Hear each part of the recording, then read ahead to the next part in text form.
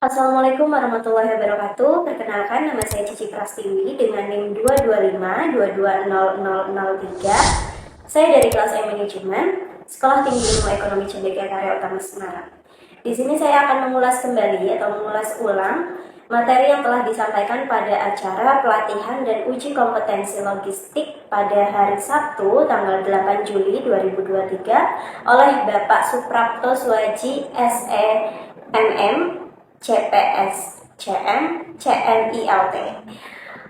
Baik, untuk pertemuan pertama kemarin pada tanggal 8 Juli, di sana dibahas oleh Bapak Suprapto, yaitu ada 3 materi yang disampaikan. Yang pertama itu pengenalan dasar logistik dan manajemen supply chain atau manajemen rantai pasok. Di sana dijelaskan dari awalnya seperti apa logistik itu, kemudian dijelaskan juga bahwa bisnis pada zaman sekarang itu memang harus bisa beradaptasi dengan teknologi. Kemudian juga di sana pada materi tersebut dibahas langkah-langkah manajemen pengadaan barang itu seperti apa dari mulai raw material sampai dengan distributionnya. Kemudian pada materi kedua di sana dibahas juga tantangan yang dihadapi oleh logistik dan aturan-aturan standar internasional dalam melakukan pengiriman barang. Itu disampaikan juga secara sangat jelas ya, dari mulai peletakan logonya itu seperti apa, kemudian juga administrasi logistiknya itu apa saja ya, sampai dengan packaging yang baik, packaging yang layak atau proper packaging itu yang memenuhi proper packaging itu seperti apa. Lalu di sana juga lebih difokuskan kepada mahasiswa-mahasiswa agar setelah lulus juga menjadi orang yang kompeten di bidang logistik seperti itu. Jadi memang disampaikan juga diberikan studi kasus apabila ada barang datang kemudian memang tidak sesuai apa yang harus kita lakukan, itu juga disampaikan beritahu apa langkah-langkah yang mesti kita ambil supaya memang tujuannya di sini mahasiswa setelah lulus bisa menjadi kompeten dalam bidang logistik. Itu bagus banget ya. Kemudian di sana juga membahas fungsi kemasan ya, tadi packaging itu untuk materi yang kedua.